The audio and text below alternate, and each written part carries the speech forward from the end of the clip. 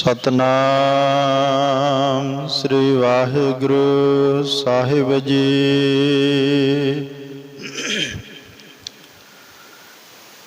कतक कर्म कमावण दोष न काहूँ जोग। परमेश्वर ते भुलिया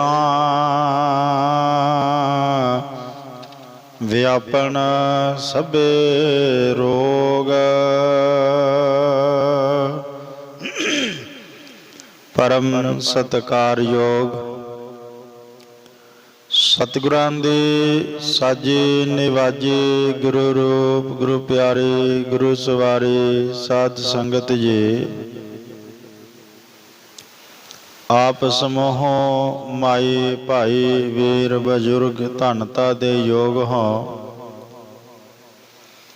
जो अमृत वेले तो लै करके जहरा जहूर हाजरा हजूर सर्व कला भरपूर वालिए दो जहान।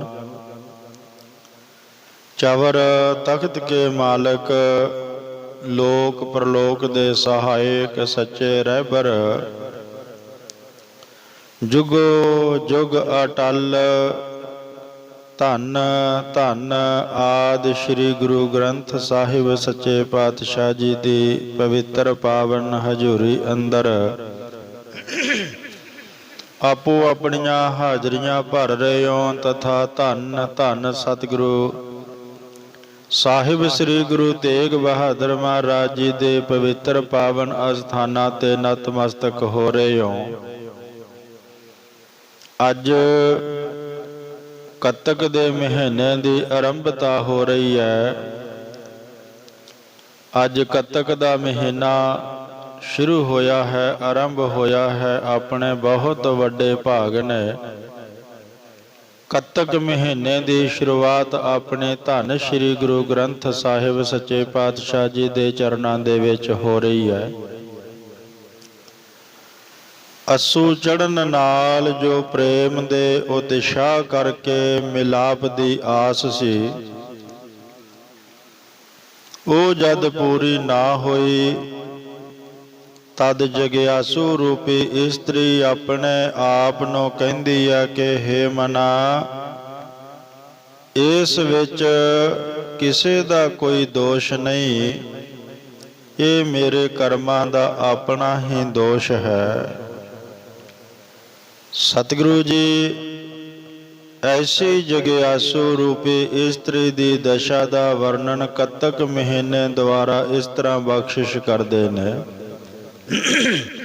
सतगुरु धन श्री गुरु अर्जन देव महाराज जी अपने पवित्र पावन मुखार बिंद तो कतक दे महीने परथाए सानू समझावना करते ने, सानू सोझी बख्शदे ने। आओ अदब सत्कार दे नाल सतगुरां दी इस इलाही बाणी दी आपां विचार सांझी करन दा यतन करिए। कतक कर्म कमावने दोष न काहूँ जोग। कतक महीने द्वारा उपदेश है कि भाई जो भी कोई कर्म करदा उन्हां दा फल भोगण समय किसी नूं दोष देना ठीक नहीं है। हर एक प्राणी मात्र नूं उस दे अपने कीते होए कर्मां दा फल ही मिलदा है। जे कोई चंगे कर्म करे तां उस नूं सुख मिलदा है, जे कोई बुरे कर्म करे तां उस नूं दुख मिलदा है। इस करके अपने दुखां दा दोष किसी दूजे दे मत्थे मढ़ना ये ठीक नहीं है, क्योंकि वो साडे अपने कर्मां दा ही फल हुंदा है।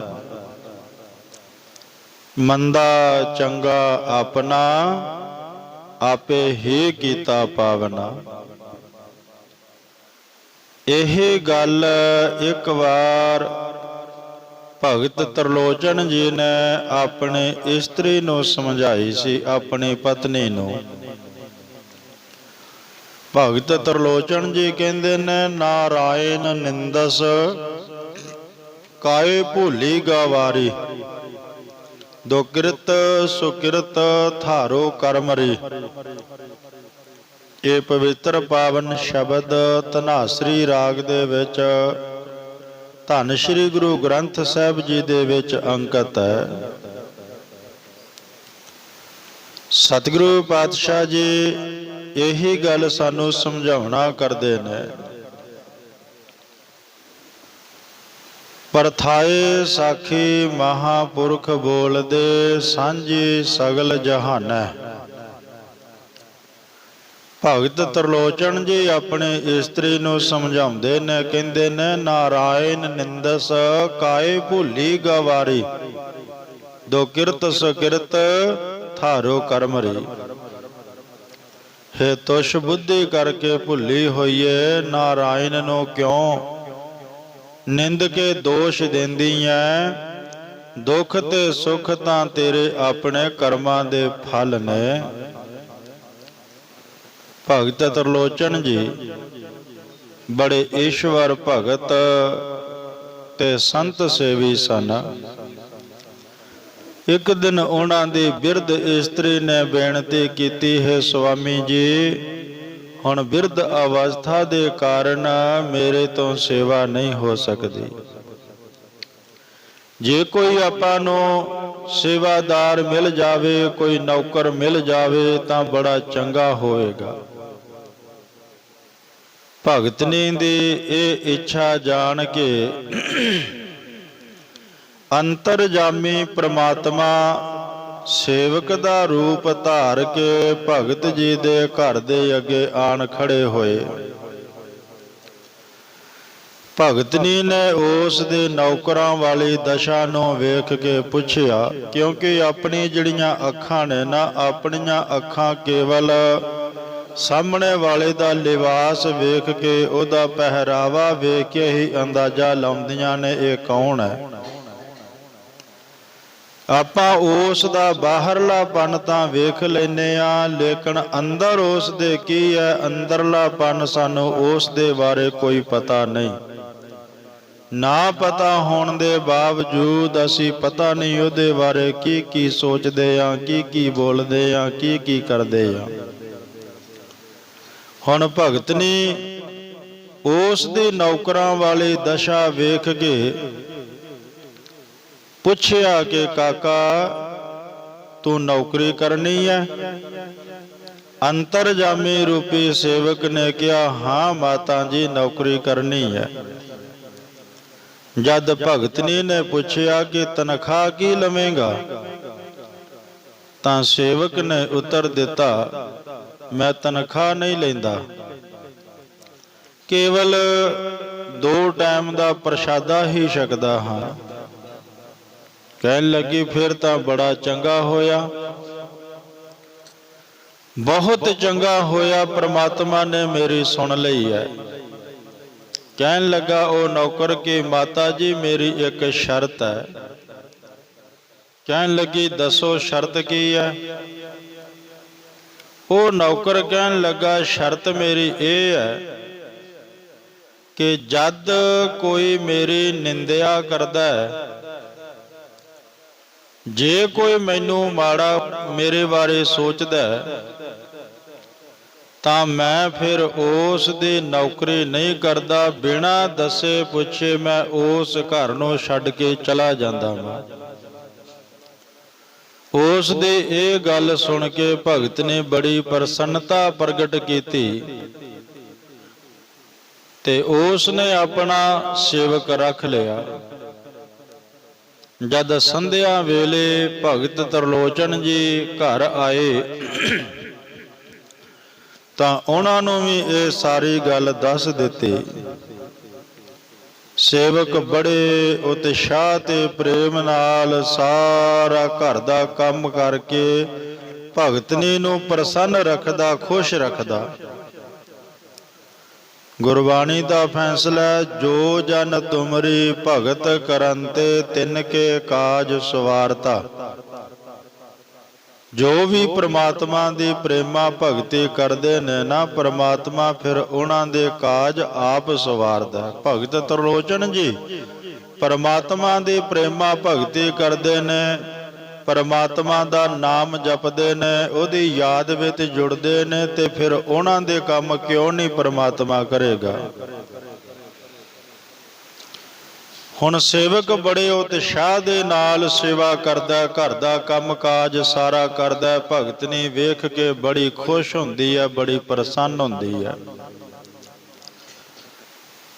ਜਿਤਨੀ ਰੋਟੀ ਸੇਵਕ ਨੂੰ ਖਾਣ ਵਾਸਤੇ ਭਗਤਨੀ ਦੇਵੇ, ਉਤਨੀ ਹੀ ਖਾ ਕੇ ਸੰਤੁਸ਼ਟ ਰਹਿੰਦਾ, ਨਾ ਹੋਰ ਮੰਗਦਾ ਤੇ ਨਾ ਹੀ ਅਣਖਾਧੀ ਪਿੱਛੇ ਛੱਡਦਾ। ਕਾਫੀ ਸਮਾਂ ਬੀਤ ਗਿਆ। ਸਮਾਂ ਬੀਤਣ ਤੋਂ ਬਾਅਦ ਭਗਤ ਨੇ ਸੇਵਕ ਦਾ ਪਰਤਾਵਾ ਲੈਣ ਲੱਗੀ ਕਿ ਇਹਨੂੰ ਮੈਂ ਜਿੰਨਾ ਕੁ ਦੇਨੀ ਆ ਓਨਾ ਕੁ ਹੀ ਖਾ ਲੈਂਦਾ, ਨਾ ਹੋਰ ਮੰਗਦਾ, ਨਾ ਥਾਲ ਵਿੱਚ ਪਿਆ ਵਿੱਚ ਛੱਡਦਾ। ਮੈਂ ਵੇਖਾਂ ਤੇ ਸੀ ਇਹ ਕਿੰਨਾ ਕੁ ਅੰਨ ਖਾ ਸਕਦਾ। ਭਗਤ ਨੇ ਰੋਟੀਆਂ ਰੱਖੀ ਜਾਵੇ, ਸੇਵਕ ਚੁੱਪ ਕਰਕੇ ਖਾਈ ਜਾਵੇ। ਇਸ ਤਰ੍ਹਾਂ ਜਦ ਸਾਰਾ ਅੰਨ ਮੁੱਕ ਗਿਆ ਤਾਂ ਭਗਤ ਨੇ ਗੁਆਂਢਣ ਪਾਸੋਂ ਆਟਾ ਉਧਾਰਾ ਲੈਣ ਚਲੀ ਗਈ। ਅੱਗੋਂ ਗੁਆਂਢਣ ਨੇ ਸੁਭਾਵਕ ਹੀ ਇਸ ਦਾ ਕਾਰਨ ਪੁੱਛਿਆ। ਹੁਣ ਜਿਹੜੀ ਅੰਦਰ ਗੱਲ ਸੀ ਉਹ ਬਾਹਰ ਆ ਗਈ। ਜਿਸ ਵੇਲੇ ਗੁਆਂਢਣ ਨੇ ਕਾਰਨ ਪੁੱਛਿਆ ਤਾਂ ਭਗਤਨੀ ਨੇ ਕਿਹਾ, ਭੈਣੇ ਕੀ ਦੱਸਾਂ, ਸਾਡਾ ਸੇਵਕ ਪਤਾ ਨਹੀਂ ਕੀ ਬਲਾਏ। ਇਸ ਦਾ ਢਿੱਡ ਹੈ ਕਿ ਖੂਹ ਹੈ, ਜੋ ਰਿੱਧਾ ਪੱਕਾ ਸੀ ਸਭ ਖਾ ਗਿਆ, ਅਜੇ ਵੀ ਭੁੱਖਾ ਹੀ ਹੈ। ਜੋ ਦੇਵਾਂ ਚੁੱਪ ਕਰਕੇ ਖਾਈ ਜਾਂਦਾ, ਨਾ ਕਰਦਾ ਹੀ ਨਹੀਂ, ਰੱਜਦਾ ਹੀ ਨਹੀਂ। ਪਤਾ ਨਹੀਂ ਕੀ ਬਲਾਏ, ਕੀ ਇਹਦਾ ਢਿੱਡ ਹੈ ਜਾਂ ਖੂਹ ਹੈ। ਜੋ ਰਿੱਧਾ ਪੱਕਾ ਸੀ ਨਾ ਉਹ ਸਾਰਾ ਹੀ ਖਾ ਗਿਆ ਹੈ। ਗੱਜ ਕੇ ਆਖੋ ਸਤਨਾਮ ਸ੍ਰੀ ਵਾਹਿਗੁਰੂ। ਜਿਹੜੀ ਸੇਵਾਦਾਰ ਨੇ ਸ਼ਰਤ ਰੱਖੀ ਸੀ ਉਹ ਸ਼ਰਤ ਭੁੱਲ ਗਈ। ਆਪਾਂ ਵੀ ਪ੍ਰਮਾਤਮਾ ਦੇ ਨਾਲ ਰੱਖੀਆਂ ਹੋਈਆਂ ਸ਼ਰਤਾਂ ਸਾਰੀਆਂ ਭੁੱਲ ਗਏ ਆ। ਕੀਤੇ ਹੋਏ ਵਾਅਦੇ ਪ੍ਰਮਾਤਮਾ ਦੇ ਨਾਲ ਭੁੱਲ ਗਏ ਆ। ਜਦੋਂ ਮਾਤਾ ਦੇ ਗਰਭ ਦੇ ਅੰਦਰ ਸੀ ਉਦੋਂ ਕਹਿੰਦੇ ਸੀ ਕਿ ਸਾਨੂੰ ਇਸ ਕਾਲ ਕੋਠੜੀ ਵਿੱਚੋਂ ਕੱਢ, ਅਸੀਂ ਸਵਾਸ ਸਵਾਸ ਤੇਰਾ ਹੀ ਨਾਮ ਜਪਾਂਗੇ। ਹੁਣ ਅਸੀਂ ਕਿੰਨੇ ਕੁ ਸਵਾਸ ਪ੍ਰਮਾਤਮਾ ਦੇ ਲੇਖੇ ਲਾ ਰਹੇ ਆ। ਸਾਨੂੰ ਤੇ ਧੰਨ ਸ਼੍ਰੀ ਗੁਰੂ ਗ੍ਰੰਥ ਸਾਹਿਬ ਜੀ ਦੇ ਚਰਨਾਂ ਦੇ ਵਿੱਚ ਜੇ ਬੈਠਣ ਦਾ ਸਮਾਂ ਵੀ ਮਿਲੇ ਤੇ 5 ਮਿੰਟ ਬੈਠਣਾ ਔਖਾ ਹੋ ਜਾਂਦਾ। ਕਈ ਵਾਰ ਤੇ ਅਸੀਂ ਗੁਰੂ ਘਰ ਹਾਜ਼ਰੀ ਭਰਨ ਵਾਸਤੇ ਇਸ ਤਰ੍ਹਾਂ ਆਉਣੇ ਆ ਜਿਵੇਂ ਕੋਈ ਕਬੱਡੀ ਦਾ ਪਲੇਅਰ ਰੇਡ ਪਾਉਣ ਵਾਸਤੇ ਆਉਂਦਾ। ਬਸ ਭੱਜੇ ਭੱਜੇ ਆਏ, ਮੱਥਾ ਟੇਕਿਆ, ਉਹਨੀ ਪੈਰੀ ਵਾਪਸ ਮੁੜ ਗਏ। ਇਹ ਕੋਈ ਪਰਮਾਤਮਾ ਦੇ ਦਰ ਤੇ ਆਉਣ ਦਾ ਨਿਯਮ ਨਹੀਂ ਹੈ, ਇਹ ਕੋਈ ਮਰਿਆਦਾ ਨਹੀਂ ਹੈ। ਜਦੋਂ ਆਪਾਂ ਕਿਸੇ ਨੂੰ ਮਿਲਣ ਵਾਸਤੇ ਜਾਂਦੇ ਆ ਨਾ, ਅਦਬ ਨਾਲ ਉਹਦੇ ਅੱਗੇ ਆਪਾਂ ਖੜਦੇ ਆ, ਉਹਦਾ ਹਾਲ ਚਾਲ ਪੁੱਛਦੇ ਆ, ਆਪਣਾ ਦੱਸਦੇ ਆ। ਤੇ ਜੇ ਬਿਨਾਂ ਦੱਸੇ ਪੁੱਛੇ ਉਹਦੇ ਅੱਗੋਂ ਦੇ ਗੇੜਾ ਕੱਢ ਕੇ ਆ ਜਾਈਏ, ਉਹਦੇ ਭਾਣੇ ਤੇ ਆਪਾਂ ਜਿਹੋ ਜੇ ਆਏ ਜਿਹੋ ਜੇ ਨਾ ਆਏ, ਫਿਰ ਅਸੀਂ ਲੋਕਾਂ ਦੇ ਕੋਲ ਕਵਾਂਗੇ ਅਸੀਂ ਤਾਂ ਜੀ ਬੜੇ ਮੱਥੇ ਟੇਕੇ, ਬੜੇ ਨੱਕ ਰਗੜੇ, ਸਾਡਾ ਤਾਂ ਕੁਝ ਨਹੀਂ ਬਣਿਆ। ਲੇਕਿਨ ਸੱਜਣਾ ਅੰਦਰ ਯਾਦ, ਅੰਦਰ ਝਾਤ ਮਾਰ, ਜਿਹਦੇ ਕੋਲ ਨੱਕ ਰਗੜੇ, ਜਿਹਦੇ ਕੋਲ ਮੱਥੇ ਟੇਕੇ, ਕਦੀ ਉਹਦੀ ਗੱਲ ਵੀ ਸੁਣੀ ਹੈ? ਕਦੀ ਉਹਨੂੰ ਅੰਦਰੋਂ ਆਪਣਾ ਹਾਲ ਉਹਦੇ ਕੋਲ ਬਹਿ ਕੇ ਵੀ ਦੱਸਿਆ? ਹੁਣ ਹੋਇਆ ਕਿ ਭਗਤ ਤਰਲੋਚਨ ਦੇ ਇਸਤਰੀ ਨੇ ਉਹੀ ਕੁਝ ਕਰ ਦਿੱਤਾ ਜਿਹੜਾ ਵਾਅਦਾ ਕੀਤਾ ਸੀ ਨੌਕਰ ਰੱਖਣ ਵੇਲੇ ਸ਼ਰਤ ਰੱਖੀ ਸੀ, ਉਹ ਸ਼ਰਤ ਨੂੰ ਭੁਲਾ ਦਿੱਤਾ। ਕਹਿਣ ਲੱਗੀ ਕੀ ਦੱਸਾਂ, ਜੋ ਰਿੱਧਾ ਪੱਕਾ ਸੀ ਸਾਰਾ ਖਾ ਗਿਆ, ਇਹਦਾ ਢਿੱਡ ਹੈ ਕਿ ਖੂਹ ਹੈ, ਰੱਜਦਾ ਹੀ ਨਹੀਂ, ਜੋ ਦਿੰਦੀਆਂ ਖਾਈ ਜਾਂਦਾ, ਬਸ ਹੀ ਨਹੀਂ ਕਰਦਾ। ਇਸ ਤਰ੍ਹਾਂ ਨਾਲ ਸੇਵਕ ਦੀ ਨਿੰਦਿਆ ਕਰਕੇ ਜਦ ਭਗਤਨੀ ਵਾਪਸ ਘਰ ਆਈ ਤੇ ਆਉਂਦਿਆਂ ਨੂੰ ਸੇਵਕ ਘਰ ਛੱਡ ਕੇ ਜਾ ਚੁੱਕਾ ਸੀ, ਅਲੋਪ ਹੋ ਗਿਆ।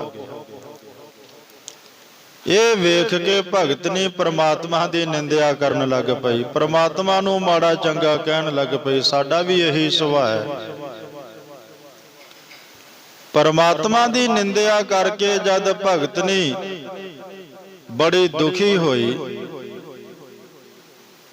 ਤੇ ਆਏ ਹੋਏ ਭਗਤ ਤਰਲੋਚਨ ਜੀ ਨੂੰ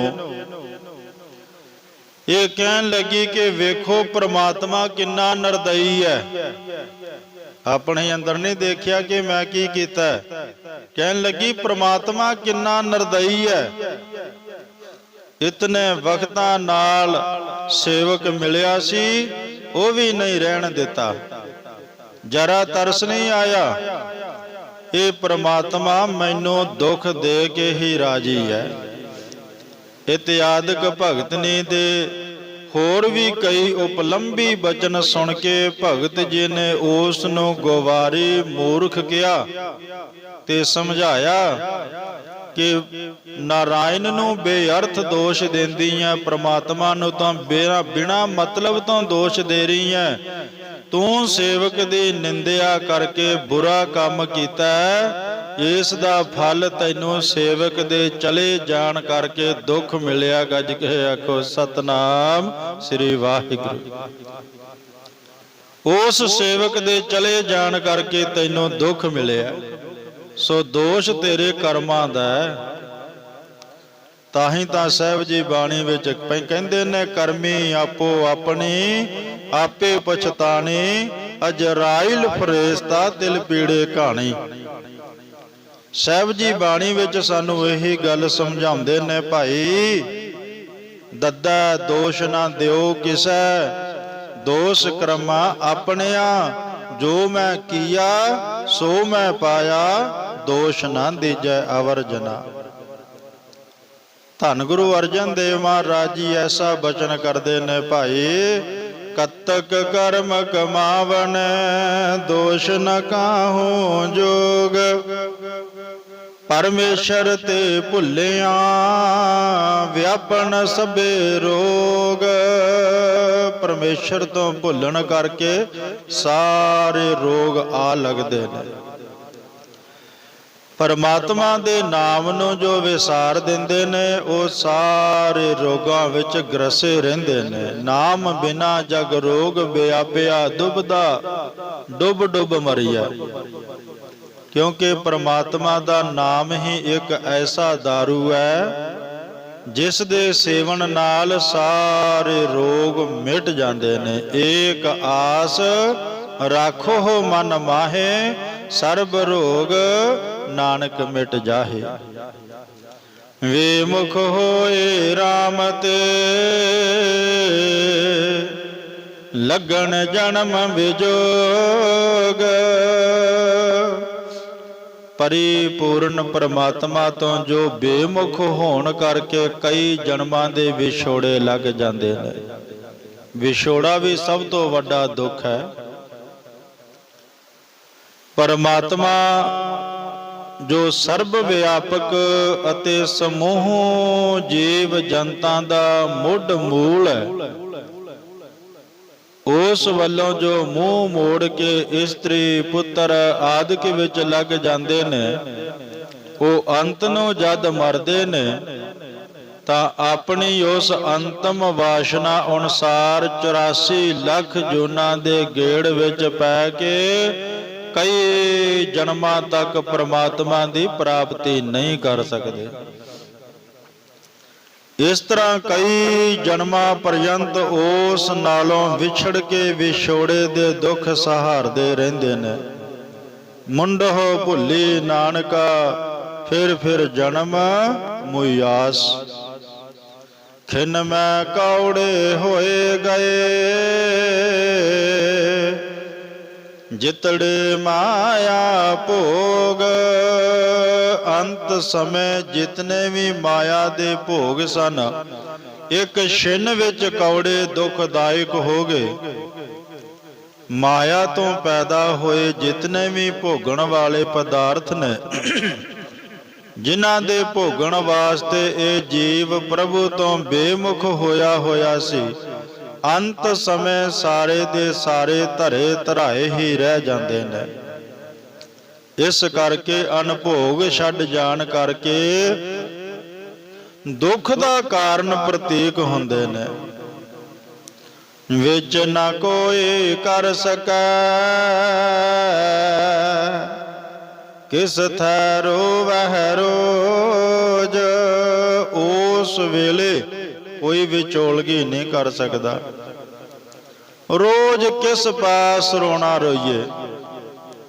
ਜਿਨ੍ਹਾਂ ਪਾਸ ਆਪਣੇ ਦੁੱਖ ਭੁੱਖ ਦੇ ਨਿਤ ਹਉਕੇ ਭਰੇ ਜਾਂਦੇ ਨੇ, ਉਹ ਅੰਤ ਨੂੰ ਸਹਾਇਤਾ ਨਹੀਂ ਕਰਦੇ।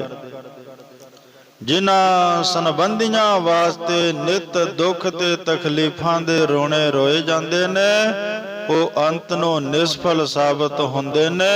ਕੋਈ ਸੰਬੰਧੀ ਸਹਾਈ ਨਹੀਂ ਹੁੰਦਾ।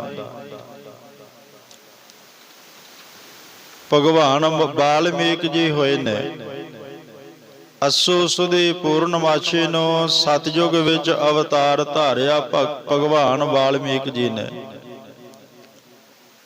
ਆਪ ਜੀ ਦਾ ਨਿਵਾਸ ਪਵਿੱਤਰ ਤਮਸ਼ਾ ਨਦੀ ਦੇ ਕੰਢੇ ਤੇ ਸੀ।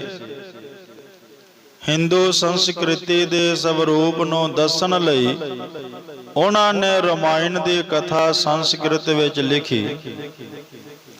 ਉਸ ਰਚਨਾ ਦਾ ਮੂਲ ਸਰੋਤ ਭਗਵਾਨ ਵਾਲਮੀਕ ਜੀ ਦੇ ਜੀਵਨ ਦੀ ਇੱਕ ਘਟਨਾ ਹੈ। ਇਸ ਕਵੀ ਮਨ ਦਾ ਸਾਗਰ ਉਸ ਵੇਲੇ ਛਲਕ ਪਿਆ ਜਦੋਂ ਉਹ ਸਵੇਰ ਸਾਰ ਪਵਿੱਤਰ ਤਮਸਾ ਨਦੀ ਵੱਲ ਜਾ ਰਹੇ ਸਨ। ਉੱਥੇ ਉਹਨਾਂ ਨੇ ਕਰੋਚ ਪੰਛੀਆਂ ਦੇ ਇੱਕ ਜੋੜੇ ਨੂੰ ਆਪਸ ਵਿੱਚ ਪ੍ਰੇਮ ਕਰਨ ਵਿੱਚ ਆਨੰਦ ਮਗਨ ਵੇਖਿਆ। ਪਰ ਉਸੇ ਵੇਲੇ ਸਨਸਨਾਉਂਦਾ ਇੱਕ ਤੀਰ ਨਿਕਲਿਆ, ਜਿਸ ਨੇ ਨਰ ਕਰੋਚ ਪੰਛੀ ਨੂੰ ਵਿੰਨ ਕੇ ਉਸ ਦੇ ਜੀਵਨ ਦਾ ਅੰਤ ਕਰ ਦਿੱਤਾ। ਕਰੌਂਚੀ ਨੇ ਜਿਹੜਾ ਵਿਰਲਾਪ ਕੀਤਾ, ਉਸ ਨਾਲ ਭਗਵਾਨ ਵਾਲਮੀਕ ਜੀ ਦਾ ਮਨ ਰੋ ਪਿਆ। ਉਹਨਾਂ ਦੇ ਕਵਲ ਮੁਖ ਤੋਂ ਦੁਨੀਆ ਦਾ ਪਹਿਲਾ ਸ਼ਲੋਕ ਇਸ ਪ੍ਰਕਾਰ ਪ੍ਰਗਟ ਹੋਇਆ। ਮਾਂ ਨਿਸ਼ਾਦ ਪ੍ਰਤਿਸ਼ਠਾ ਭਵਗਮ ਸਵਤੇ ਸਮਾ ਕਿ ਹੇ ਸ਼ਿਕਾਰੀ, ਜਿਸ ਤਰ੍ਹਾਂ ਤੂੰ ਕਰੌਂਚ ਨੂੰ ਮਾਰਿਆ, ਇਸ ਤਰ੍ਹਾਂ ਤੇਰਾ ਵੀ ਅੰਤ ਹੋ ਜਾਏਗਾ। ਤੇਰੀ ਔਰਤ ਵੀ ਇਸ ਤਰ੍ਹਾਂ ਰੋਏਗੀ। ਭਗਵਾਨ ਵਾਲਮੀਕ ਜੀ ਇੰਨੀ ਕੋਮਲ ਪ੍ਰਕਿਰਤੀ ਦੇ ਮਾਲਕ ਸਨ ਤੇ ਇਸ ਤਰ੍ਹਾਂ ਪਹਿਲੀ ਕਵਿਤਾ ਦੀ ਰਚਨਾ ਹੋਈ। ਉਹਨਾਂ ਦੇ ਕੰਠ ਤੋਂ ਕਾਵ ਦਾ ਦਿਵਯ ਸਵਰਗੀ ਕਲਪ ਬਿਰਖ ਰਾਮਾਇਣ ਦੇ ਰੂਪ ਵਿੱਚ ਪ੍ਰਗਟ ਹੋ ਗਿਆ। ਧੰਨ ਗੁਰੂ ਅਰਜਨ ਦੇਵ ਮਹਾਰਾਜ ਜੀ ਬਖਸ਼ਿਸ਼ ਕਰਦੇ ਨੇ, ਭਾਈ ਕੀਤਾ ਕਿਛੁ ਨਾ ਹੋਵੈ, ਲਿਖਿਆ ਧੁਰ ਸੰਜੋਗ। ਆਪਣਾ ਕੀਤਾ ਕੁਝ ਨਹੀਂ ਹੋ ਸਕਦਾ, ਸਭ ਧੁਰ ਤੋਂ ਲਿਖੇ ਭਾਗਾਂ ਅਨੁਸਾਰ ਹੁੰਦਾ ਹੈ। ਜੋ ਕੁਝ ਜੀਵਾਂ ਦੇ ਕਰਮਾਂ ਅਨੁਸਾਰ ਉਸ ਦੇ ਭਾਗਾਂ ਵਿੱਚ ਦੁੱਖ ਸੁੱਖ ਧੁਰ ਤੋਂ ਲਿਖਿਆ ਜਾਂਦਾ ਨਾ, ਉਹੀ ਭੋਗਣਾ ਪੈਂਦਾ। ਕਿਸੇ ਪਾਸ ਰੋਸ ਕਰਨਾ ਬੇਅਰਥ ਹੁੰਦਾ, ਕੋਈ ਸਹਾਈ ਨਹੀਂ ਹੋ ਸਕਦਾ। ਲਿਖਿਆ ਫੇਰ ਨਾ ਸਕੀਐ, ਜਿਉ ਭਾਵੀ ਤਿਉ ਸਾਰ, ਨਦਰ ਤੇਰੀ ਸੁਖ ਪਾਇਆ, ਨਾਨਕ ਸ਼ਬਦ ਵਿਚਾਰ। ਵੱਡ ਭਾਗੇ ਮੇਰਾ ਪ੍ਰਭ ਮਿਲੈ, ਤਾਂ ਉਤਰਹਿ ਸਭ ਵਿਯੋਗ। ਵੱਡੇ ਭਾਗਾਂ ਕਰਕੇ ਜੇਕਰ ਪ੍ਰਭੂ ਪ੍ਰਾਪਤੀ ਹੋ ਜਾਏ ਤਾਂ ਵਿਛੋੜੇ ਦੇ ਸਾਰੇ ਦੁੱਖ ਦੂਰ ਹੋ ਜਾਂਦੇ ਨੇ। ਜੇਕਰ ਗੁਰੂ ਦੇ ਕਿਰਪਾ ਕਰਕੇ ਜੀਵ ਦੇ ਚੰਗੇ ਭਾਗ ਹੋ ਗਏ ਹੋਣ ਤਾਂ ਪ੍ਰਮਾਤਮਾ ਦੀ ਪ੍ਰਾਪਤੀ ਕਰਕੇ ਇਸ ਦੇ ਜਨਮ ਮਰਨ ਦੇ ਦੁੱਖ ਕੱਟੇ ਜਾਂਦੇ ਨੇ। ਜੇ ਸਾਡੇ ਪੂਰਬਲੇ ਕਰਮ ਜਾਗੇ ਤਾਂ ਸਾਨੂੰ ਪ੍ਰਮਾਤਮਾ ਦੇ ਸੇਵਕ ਦਾ ਮਿਲਾਪ ਹੋਵੇਗਾ। ਜਦੋਂ ਪ੍ਰਮਾਤਮਾ ਦੇ ਸੇਵਕ ਦਾ ਮਿਲਾਪ ਹੋ ਗਿਆ ਤੇ ਉਹ ਪ੍ਰਮਾਤਮਾ ਦਾ ਸੇਵਕ ਸਾਨੂੰ ਇੱਕ ਦਿਨ ਪ੍ਰਮਾਤਮਾ ਨੂੰ ਜ਼ਰੂਰ ਮਿਲਾ ਦੇਵੇਗਾ।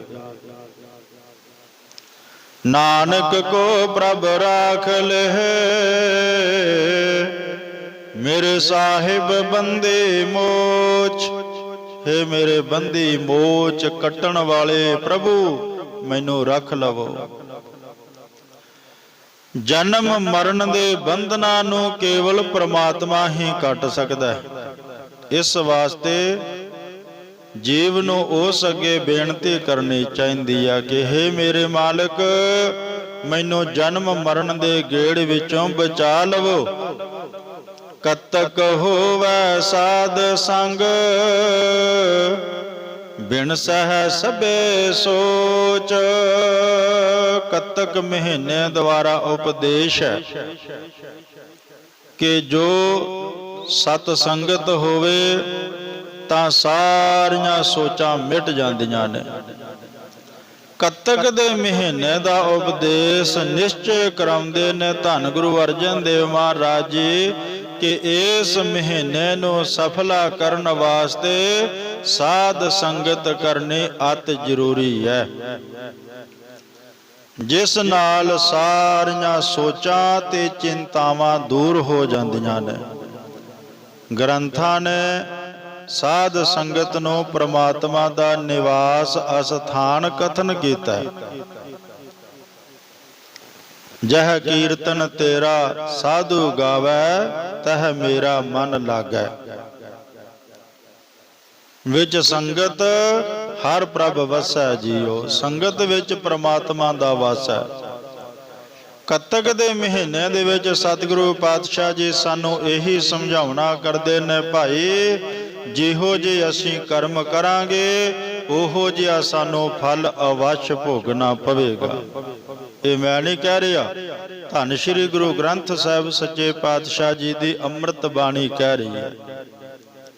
ਕੱਤਕ ਦੇ ਮਹੀਨੇ ਦੀ ਸ਼ੁਰੂਆਤ ਅੱਜ ਗੁਰੂ ਅਰਜਨ ਦੇਵ ਮਹਾਰਾਜ ਜੀ ਫਰਮਾਉਂਦੇ ਨੇ, ਕੱਤਕ ਕਰਮ ਕਮਾਵਣੇ, ਦੋਸ਼ ਨਾ ਕਾਹੂ ਜੋਗ, ਪਰਮੇਸ਼ਰ ਤੇ ਭੁੱਲਿਆ ਵਿਆਪਨ ਸਭੇ ਰੋਗ।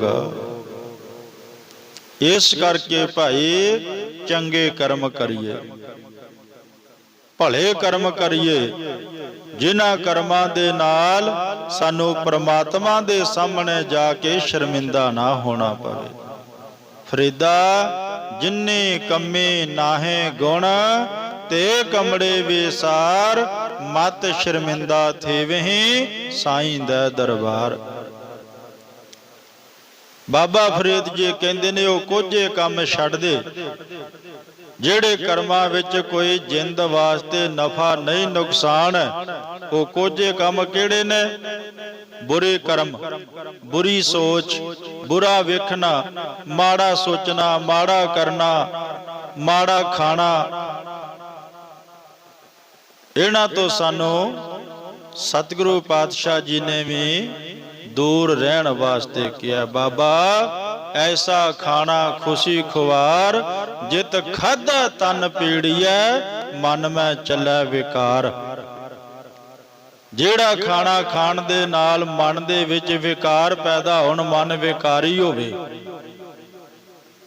ਸਮਝਦੇ ਹੀ ਆਪਾਂ ਸਾਰੇ ਗੁਰੂ ਸਾਹਿਬ ਜੀ ਸਾਨੂੰ ਕੀ ਕਹਿਣਾ ਚਾਹੁੰਦੇ ਨੇ। ਅਸੀਂ ਤੇ ਜਾਣ ਕੇ ਅਣਭੋਲ ਬਣ ਜਾਂਦੇ ਆ, ਇਹਨਾਂ ਗੱਲਾਂ ਵੱਲ ਧਿਆਨ ਸਾਡਾ ਘੱਟ ਹੈ। ਦੁਰਮਤ ਮਦ ਜੋ ਪੀਵਤੇ ਵਿਖਲੀ ਮਤ ਕਮਲੀ। ਮਦ ਕਿਹਾ ਜਾਂਦਾ ਸ਼ਰਾਬ ਨੂੰ। ਜਿਹੜਾ ਇਹਦਾ ਸੇਵਨ ਕਰ ਲੈਂਦਾ, ਜਿਹੜਾ ਇਹਨੂੰ ਪੀ ਲੈਂਦਾ, ਬਸ ਉਹ ਫਿਰ ਕਮਲਾ ਹੀ ਹੋ ਜਾਂਦਾ ਹੈ, ਮਤ ਕਮਲੀ ਹੋ ਜਾਂਦੀ ਹੈ।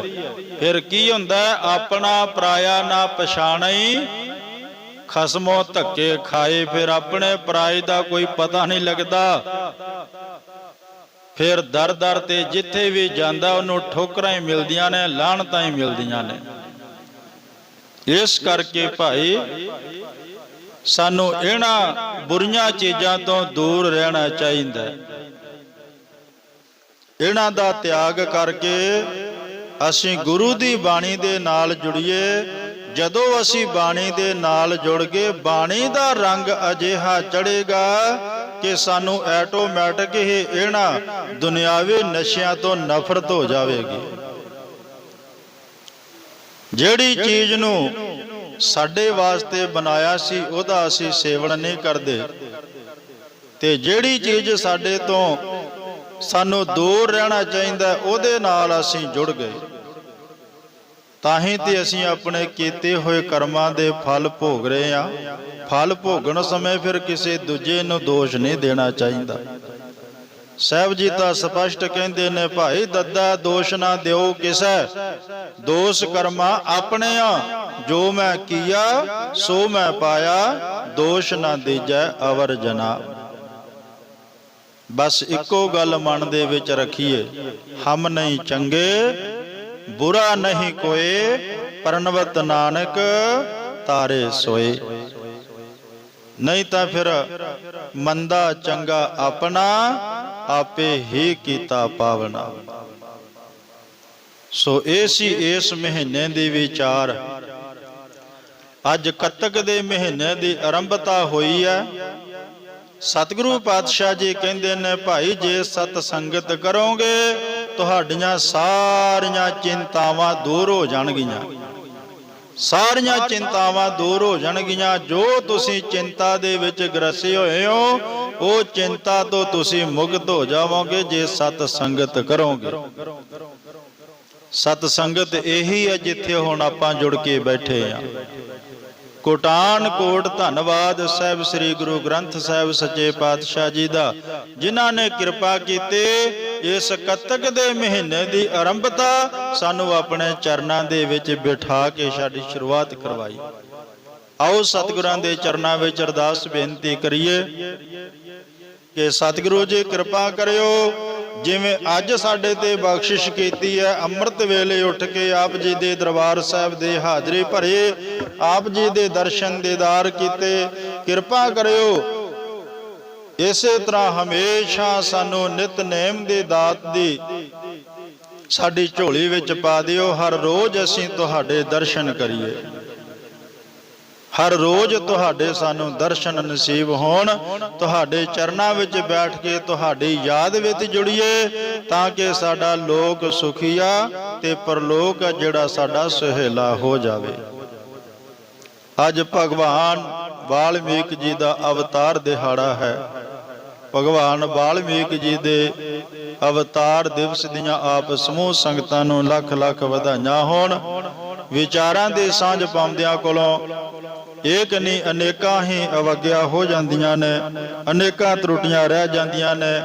ਧੰਨ ਸ਼੍ਰੀ ਗੁਰੂ ਗ੍ਰੰਥ ਸਾਹਿਬ ਜੀ ਤੇ ਗੁਰੂ ਸਾਹਿਬ ਜੀ ਦੀ ਸਾਜੀ ਨਿਵਾਜੀ ਸੰਗਤ ਬਖਸ਼ਣ ਯੋਗ ਹੈ।